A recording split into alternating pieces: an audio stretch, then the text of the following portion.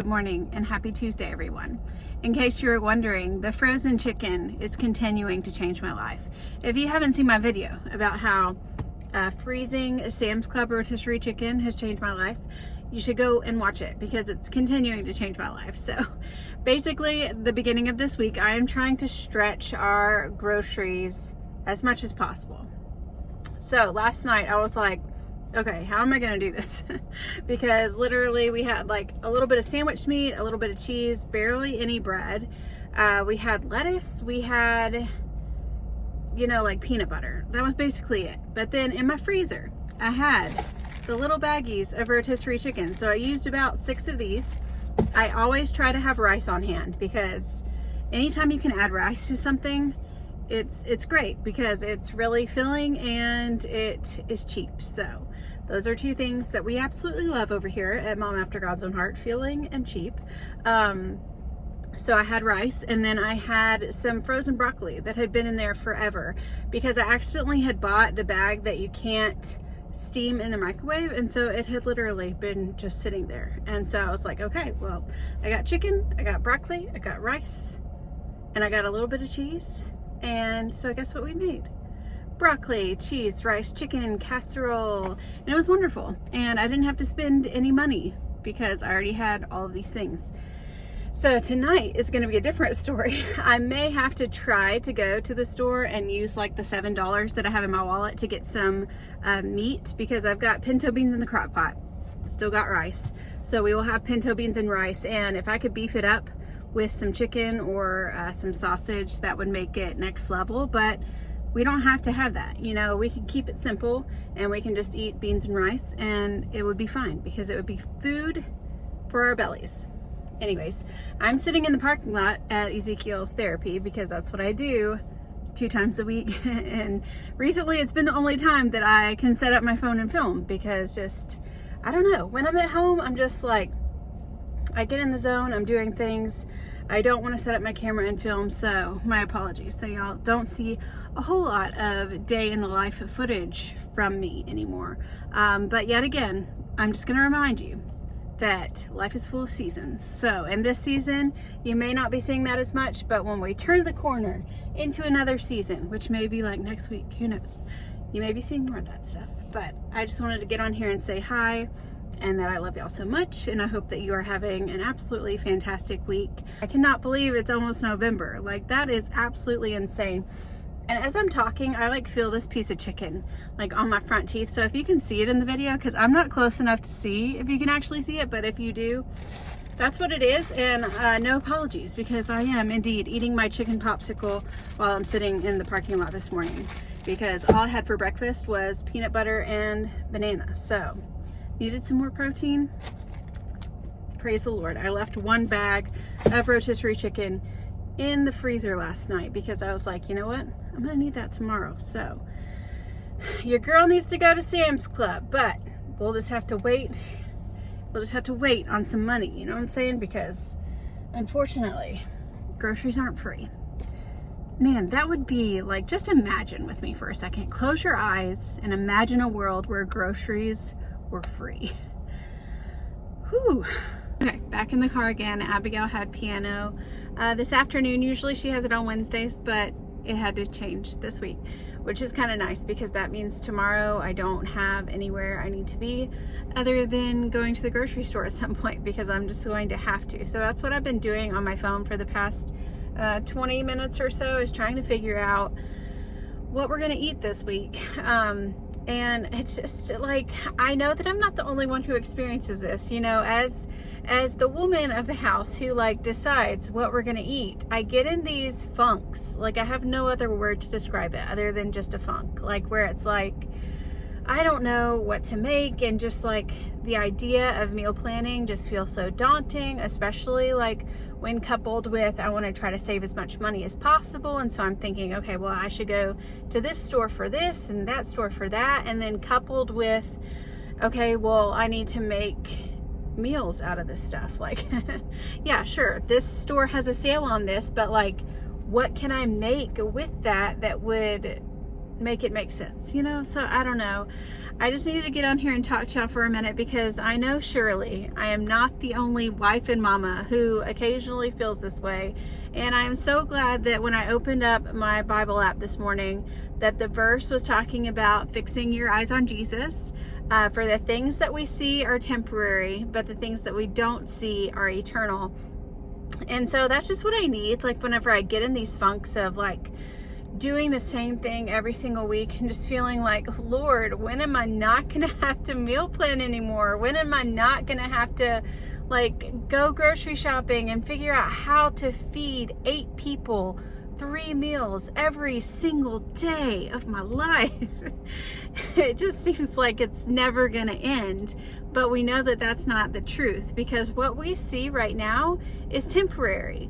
Like, no matter how daunting it feels or how much it feels, whatever you're going through, no matter how much it feels like this is gonna last forever, like this is gonna be my life forever and I'm never gonna get out of it, like, just remember, that's not true. What you see around you is temporary. So our life and all of its sorrows and all of its frustrations and all of its like just mundaneness of doing the same thing over and over and over again and just getting so sick and tired of it, it's like a blink of an eye compared to eternity. So just wanted to encourage you in that today, because I needed to encourage myself in that in this moment while I'm thinking about what I'm gonna meal plan for this week with the money that we have. Okay, deep breath. Let's breathe together. Deep breath in, deep breath out. I did want to talk to you about something that I read a couple mornings ago, and I wrote in my journal. I'm trying to think of where it is. It's in the Bible. Imagine that. It's in the Bible. So that's very specific, Amber. Thank you for telling us that it's in the Bible. I think it's Matthew chapter 7. But this is something that I really wanted to share with you, because it was like the Holy Spirit just hit me with a ton of bricks. You know when he does that? And you get the wind knocked out of you a little bit? Nope, that's not what it is. That is a good one though, but that's not what it was. Let me look it up and then I will come back. Good morning. So I do realize that I kept y'all hanging in that last clip, and I never came back and looked at my journal to see what verses those were. So I'm going to do that in just a minute. But first, I just wanted to say hello, good morning. At this point, it is Thursday morning. I was reading my Bible this morning, realized I didn't update y'all. And then also just wanted to talk about how like wild the internet can be. So I posted this as a reel on Facebook and Instagram. It's funny. It's like totally joking between me and my husband, because sometimes I like to just put those things out there, show, you know, our relationship and our realness and all that kind of stuff. So like, I posted this. I understand that the low is 40 something tonight, but you have to understand, if I want to be able to sleep tonight, we can't turn the heater on, because the first night we turn the heater on, it smells like our house is burning down to the ground.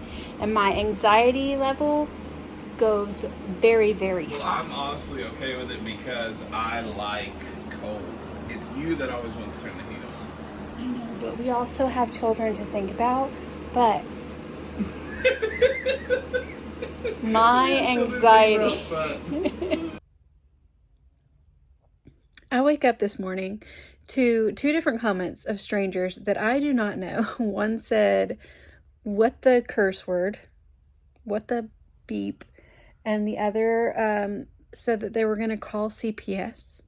And then there was one more that was like, "You need to turn on the heater for your children," and just goes into this long explanation about how children need heated houses and go like sleep in your car if you're not going to turn the heater on. And I was like, people, this was a joke. Of course I'm going to turn the heater on for my children.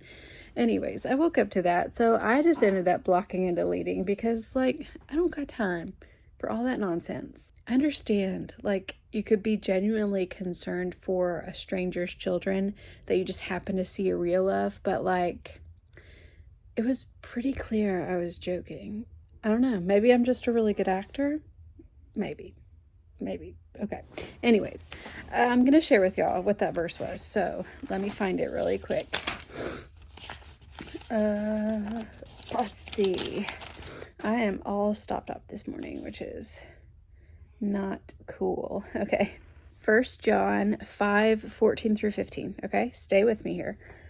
And this is the confidence that we have in him, that if we ask anything according to his will, he heareth us.